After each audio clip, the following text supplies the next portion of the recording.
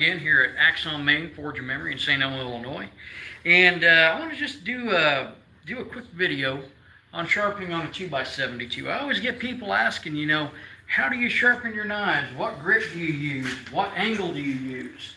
What kind of stone do you use? I don't. I use a 2x72. I paid for the equipment, so I've got it. For those of you who are more traditionalist or purist, or you just like sharpening on stones, I highly recommend go ahead and create a video so that you can share that information, that knowledge with everyone else. But what I'm doing today, I've got 4 knives here. These are all file steel blades, whitetail handles with poured pewter fittings. And I'm going to take these and I'm going to show you just a quick and efficient way to sharpen these up. Now, can you get them sharper? You sure can. And if you want to, go get yourself a stone and keep going. That's kind of a joke because we do sharpen them up pretty good here. But to put a decent working edge on this, and a decent working edge, I want to say, is it's going to cut some hair. It's going to shave some hair. You want it to shave at least a little bit. If it's a larger knife like a chopper, that might be a little too thin of an edge to put that much stress on it without it glinting, rolling, or chipping. So a good utilitarian hunting knife edge, I guess, is what I'm going for here. And if you haven't subscribed yet, now's the time to go ahead and subscribe. Hit that subscribe button, like it, share it out, tell your friends. I want to see what we can do here. Okay, so I told you we're primarily going to be using the 2x72. There's one other piece of equipment I want.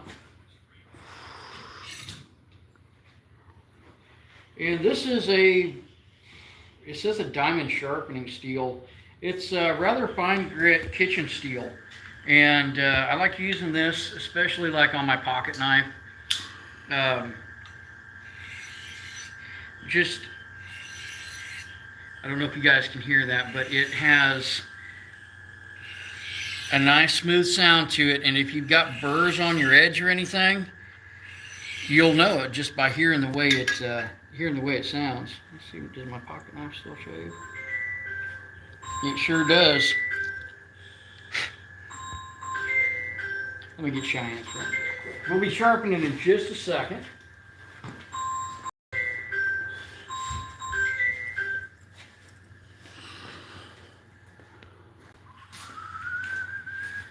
Alright, so first thing we're going to do, the first part of this process really is cutting the bevel.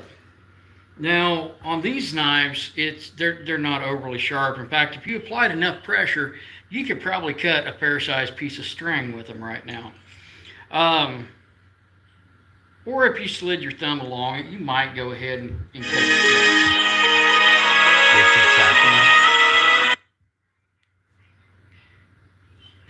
All right. So these two have a little more of an edge, and it's very much an apple seed edge, a convex edge. So as you can see, these are not fine finished. In fact, you can still read the Nicholson USA and the Flat Bastard marks on these from when they were files, and they've been forged and heat treated and so forth. So once more, if you haven't subscribed yet, great time to do so.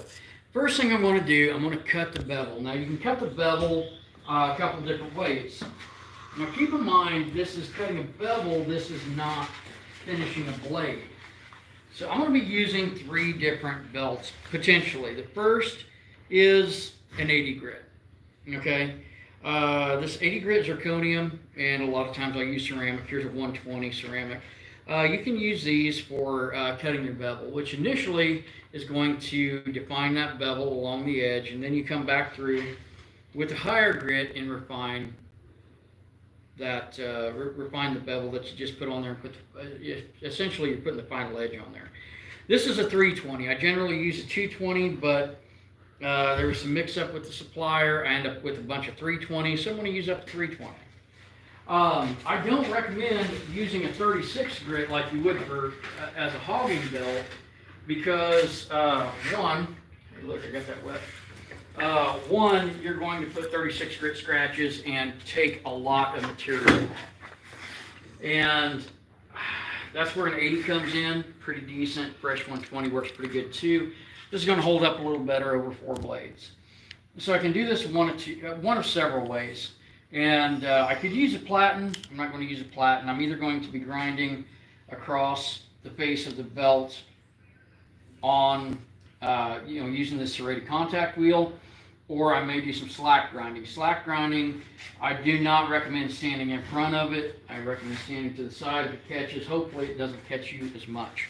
So be cautious. Filippo Arsani and Beverly said hi. How's it going, everybody? And Santiago Gastas Minas waved his hand. Les Lou Gramonski said hey, and Buck said hi. How's it going, everybody? I'm going to get a better position on the other side. Okay, so Pete's going to go around and get in position here. And I want to get my first knife that I'm going to work on. Now, it's important to keep your blades cool. You do not want to overheat them. You don't want to change the temper on these, and more importantly, just don't want to overheat them. But what I'm going to do, I'm going to come in on the surface, and I'm going to start bringing a bevel back. There will be a secondary grind on these.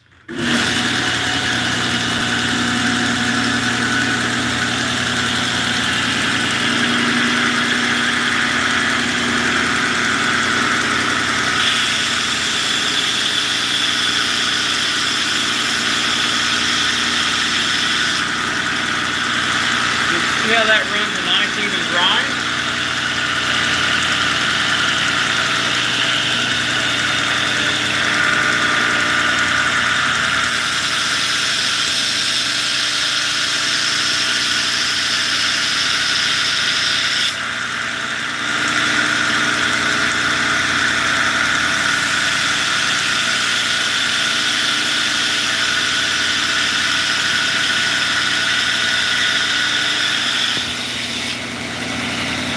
Mauricio Alameda said hi.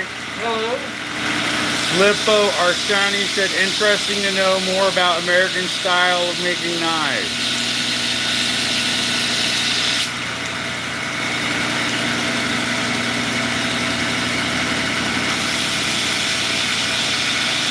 Sergio Maluk said hey there.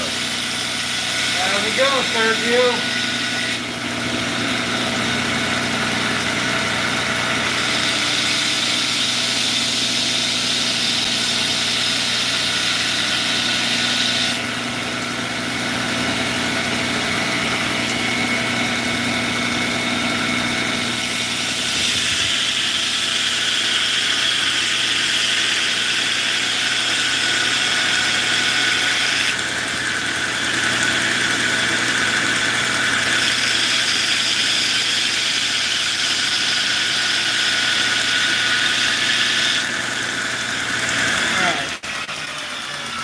Done. I've now got a very aggressive bevel. I've got a bit of an edge right here on with the 80 grit, and it is turned to the side. If I run my thumb up the side, I can definitely feel it catching. And it's not time to do this, but if you, I don't know if you guys can hear this. There's smooth. There's dragging. So a lot of times when I'm sharpening, of course I'm not going to sharpen from an 80 grit, but a lot of times when I'm sharpening, I listen for that and feel for the vibration.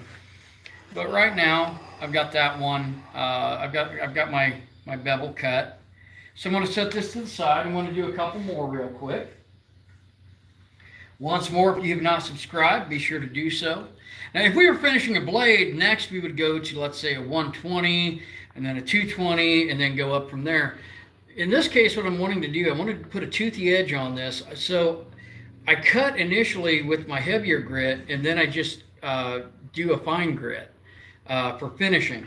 And that works for my, it's not a factory edge, but my basic edge. Okay,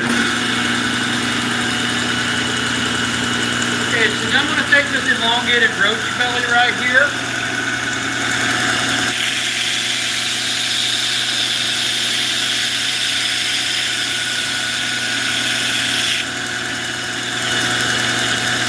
See how that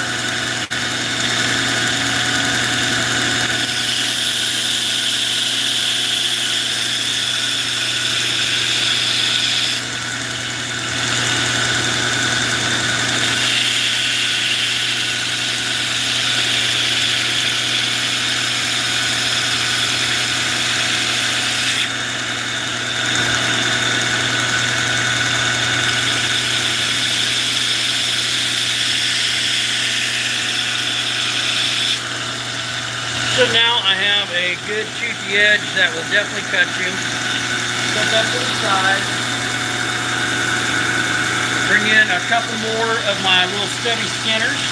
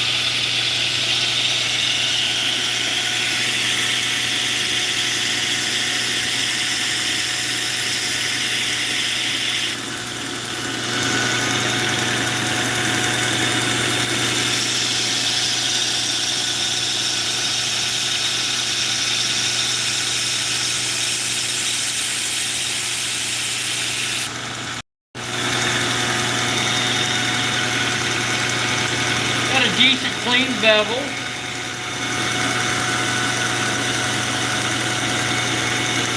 Higher dollar knives get more treatment.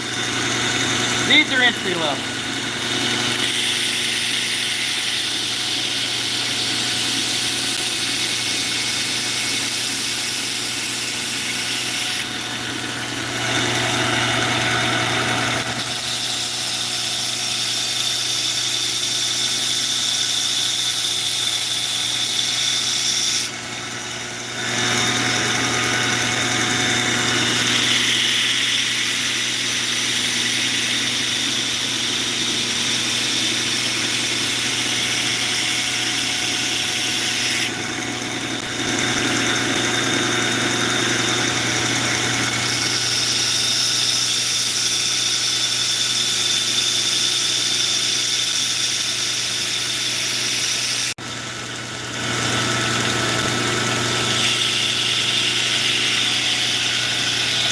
I've been missing the comments.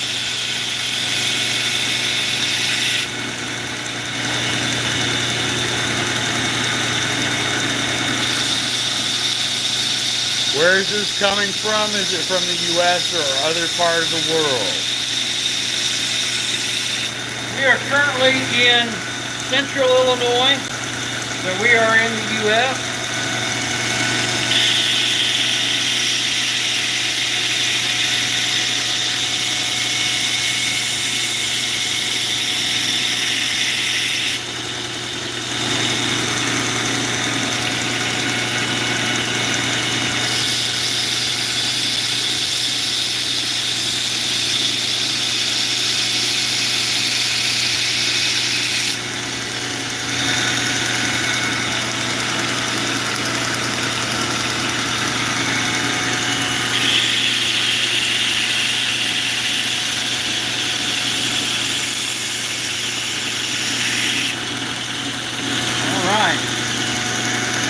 That's a pretty good start. Now, I don't know if you guys can see this, but there's actually like a white burr edge, wire edge right there on the side that if I run my finger across it this way, I can definitely feel it catching. This way, no. That way, yeah. So that means that that edge is over to the side. And we'll get to that in just a moment. Well, now I've got bevels cut on 4 of my blades. Now, some took a little bit longer than others. Why is that? Thickness of the blade, pre-existing appleseed edge. Wear and tear on the belt? Well, no, not really. It was just more variation on the thickness and so forth. So now I've got a 320 here. I would normally use a 220 for this because 220 gives me a nice aggressive edge that I can shave with reasonably. I've usually worn 120 to get similar effects. If I was just doing a hatchet, an axe, something like that, I'd probably run up to a 120. But being with the knife, I want to run that higher. Now, if it was a cleaver, I probably wouldn't run up to 220 just because I'm putting a lot of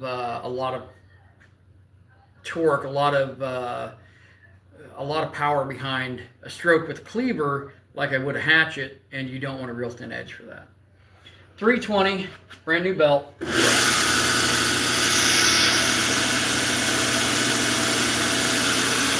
I'm actually going to do the roach belly first. I'm going to do this long one. And I'm going to show you a plaque grinding technique. So I come in here to the top, leaning to the side.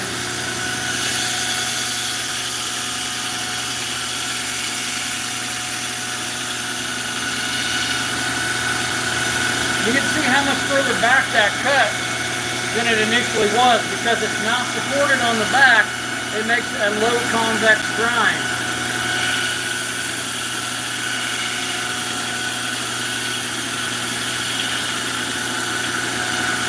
I'm just going to work it back and forth across and just do this a couple passes. I've already cut my bevel.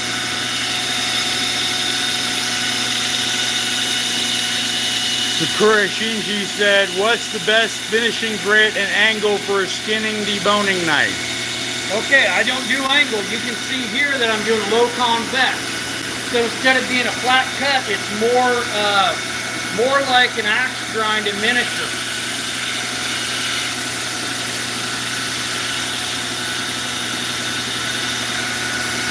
So I would recommend the sharper edge and lower bevels for if you're not going to be hitting something hard. There's a chance you're hitting bone or you're cutting through animal hides. That's going to be more abrasive to your edge, and it's also going to be more detrimental to your edge. So a more acute angle on heavier use pieces. Now this one, I'm assuming it's going to sharpen up razor sharp. I don't know, but you can see that this is over an 1/8 inch thick. So I mean, this probably isn't what you're wanting to use for your kitchen knife. Although you can use it for hunting or for a kitchen knife. Just a matter of preference. A lot of people like a real hard, thin blade for a kitchen knife. And I like something that's a little more resilient for my blades.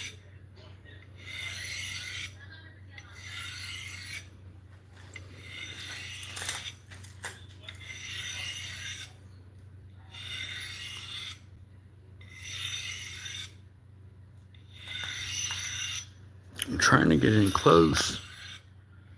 All right, I don't know how many strops that was on that steel, but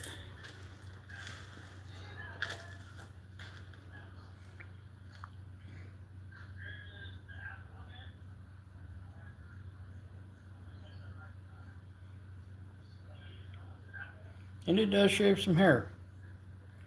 So I'm going to call that good for now. And this one will be ready to mark and go in the case for the most part. I'll do a little bit of cleanup on here. So I'm going to set this one to the side. Next piece I'm going to work on, I'm actually going to work on that little skinner right there. I'd have a double cut bastard file. So the little skinner right here, similar technique. Robert said hi. Robert, how's it going? Well, what I think I'm going to do, I'm actually going to sharpen this one on the contact wheel. Now it's going to be pushing it, being this is a 320 to get 4 knives sharpened off of it. And I've noticed a slack grinding, I lose more grit than I do having semi-supported. And I say semi-supported because this is a serrated wheel instead of being solid. And it seems to give a nice clean finish.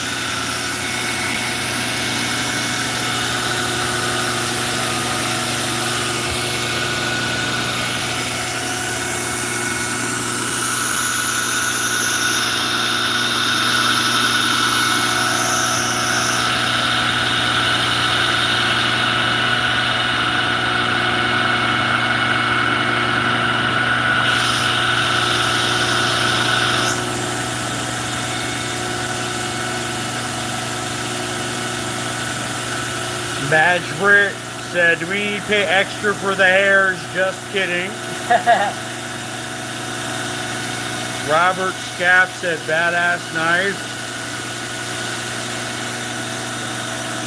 Madge Britt said, I would order, but damn tariffs.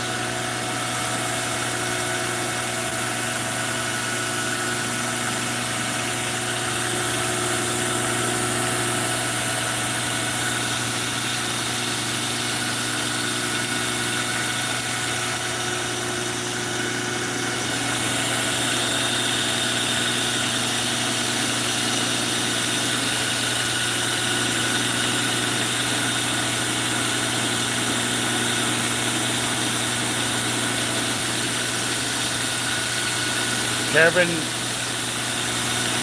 Hennard said Viking skills. Absolute Viking skill.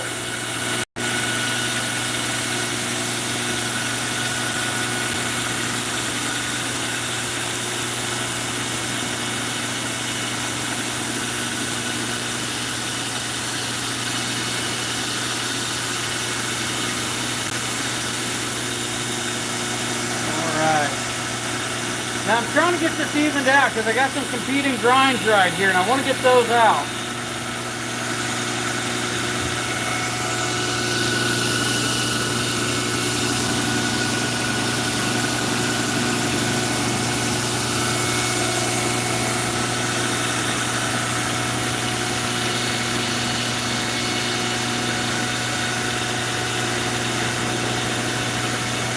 What I'm going to do, I pretty much got to shape the edge and I'm going to top slack.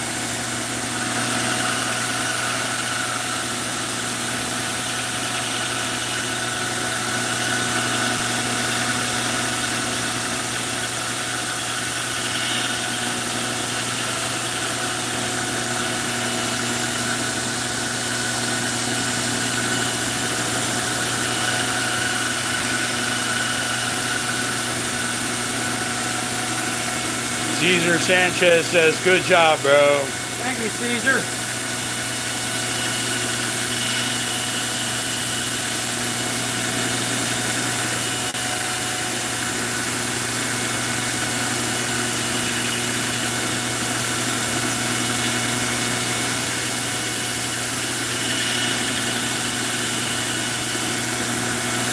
Okay, so what I have right now,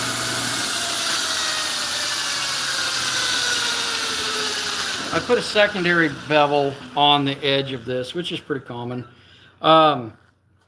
It's not necessary. You can run it all the way down, but I'm just kind of doing, if I'm teaching somebody who's a beginner to sharpen, this is what I would probably show them.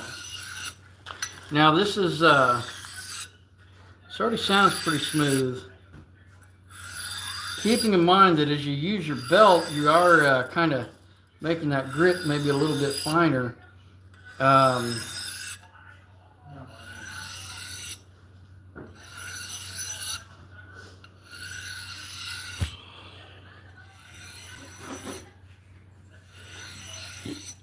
Hunter says, I run my grinder in reverse when I sharpen on the top slack. A lot of people do. This one is non-reversible. The one in the back might be. I'm not sure. I think it is. Which we have talked about trading out grinders and stuff like that, but we like our old reliable. So yeah, it shaves hair. So I'm going to say that's okay for a hunting knife. Mitra says, hola. I don't know what time of day it is there, otherwise I would respond. But hola. Brandogan said, you are the best. I try. I don't necessarily succeed, but I try. Okay, so now checking my belt, which is getting quite smooth at this point. You can put a very fine edge on, you can put a polished edge, and the problem with the polished edge is what can happen is essentially you have a very fine edge that'll cut you that you won't realize it until you're already bleeding, but it's not going to cut rope very well. So on this, for the 80 grit, I'm actually, this 80 grit bevel, I'm just going to come in here and do a couple passes and see about putting that secondary bevel in, because I actually kind of like the way these turned out.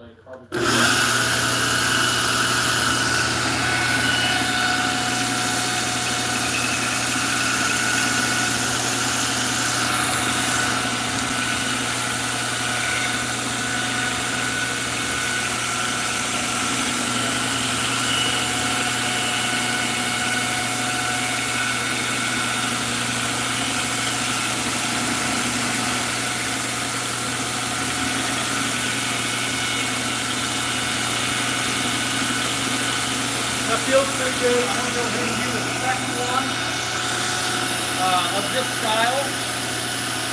Tim and Marban said hi. Hello, how's it going?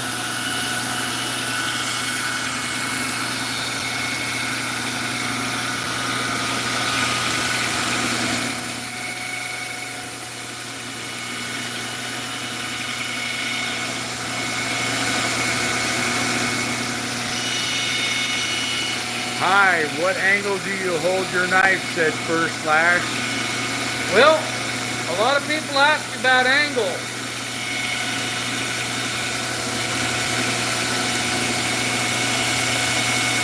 And this is what I'm going to tell you. Clearly I'm not using a jig, so I'm doing this by eye. It depends upon the thickness of my blade. And do I want to continue that bevel on back? For like the frontier style knives, I do generally a low convex.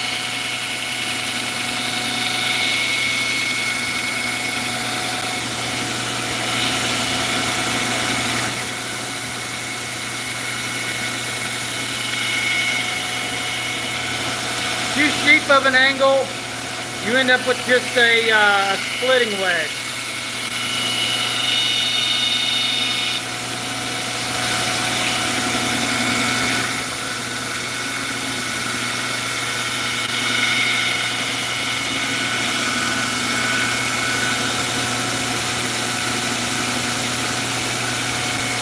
Okay, that build is about as close a shot as you can get without it being completely shot. Like I said, running a high grit like a 320, you were lucky to get that many, at least with the aluminum oxide.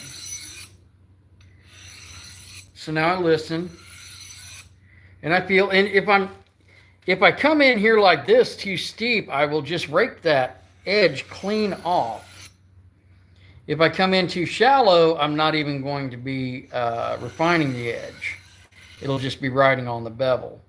So a lot of it, you learn to listen. Joseph said hello, cool. Joseph, how's it going? Woo! I'm allergic to all this dust that Cheyenne creates. I create? Okay, yeah, this one's my fault.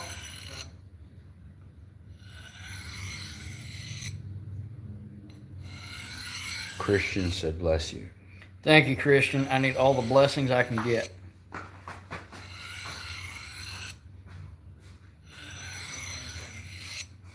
And then when it starts sounding pretty consistent and feeling pretty consistent, this is usually a time where I will try to find some hair on my arm, because making knives, I sharpen a lot of knives. And you can see right there, that definitely shaves. Now, can you put a finer, sharper edge on it? Yes, you can, but I call this good enough to sell. Of course, I still have to clean those up, put my, I need to sign the blades and all. But this one right here. Mid-Coast guy says hi, great job. Thank you, Mid-Coast guy, I appreciate that.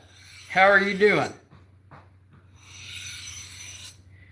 Adam says, is that made from a file? This is file steel, yes. All 4 pieces are file steel. They still have the... Yep, still have the file teeth on them. I don't know if I can pick it up really well. And it still has the bastard on it. Yes. As short as that one is, I almost wish it could grind away the flat and just put fat bastard on it. You know, here, get a fat bastard Skinner.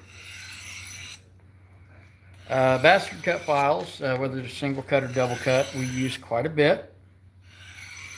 So we upcycle that steel here in the shop. We use it for doing a lot of demonstrations. Festac says, who are you? I'm that one guy who makes knives on a couple different TV shows. You can check me out on season 4, episode 2 of Forged in Fire, or season 1, episode 1 of Master of Arms on Discovery. Ian Armit was like, I keep missing, I'm in the UK, that's all you need to know. You don't mention me because you know I'm right. And he was referring to the angle of the edge. Oh, absolutely. If you just have a grinder or a sharpening setup for doing specific angles, and you're working with consistent factory stock, yeah, you can do that. Or if, I mean, that's just your thing, that's fine. I've always went with a convex grind, and the reason I generally go with the convex grind, or occasionally I will do the concave grind with the secondary bevel, is because I have more material behind the edge that supports it. Rocco said hi. How's it going? There's some names that I can't pronounce. Yeah, sometimes I get those too. This one does shave. I don't know how to read, but they say hi. Best X ask Gannibal. Gannibal? I'm not familiar with that. Okay. But this does shave. I'm sweaty and dirty, so that's accumulating as well. But as far as just a basic way to sharpen a knife, and once more, I can refine this a lot more. I just did this for the video. A lot of times I run my bevel further back, but for just kind of a frontier style knife or a cowboy knife, that works okay. Once more, a lot of times when I get a knife, I will go ahead and I will recut the bevel. So if I get a new pocket knife, a lot of times I recut the bevel because it's usually quite short, rather obtuse. These have short, rather obtuse bevels, but that are they're Appleseed convex in just a little bit. Ian said thank you for welcome, Ian. answering his question. Spiky Stoner said, what's the best all-in-one thing to use for an all-in-one sharpener for a beginner? Get a belt grinder type setup with a sharpening jig where you can set your angle specific. Now I have one in the back, I just don't use it that often. We make hundreds of knives or more a year, and what I found is it just comes down to practice. So once you really get into it, I know some guys who, well, they generally have the full beard, but do the undershave with a straight razor, and a lot of those guys will exclusively use Japanese water stones or synthetics. It just kind of depends. But Right. anyway, be sure to like and subscribe. We'll catch you in a few.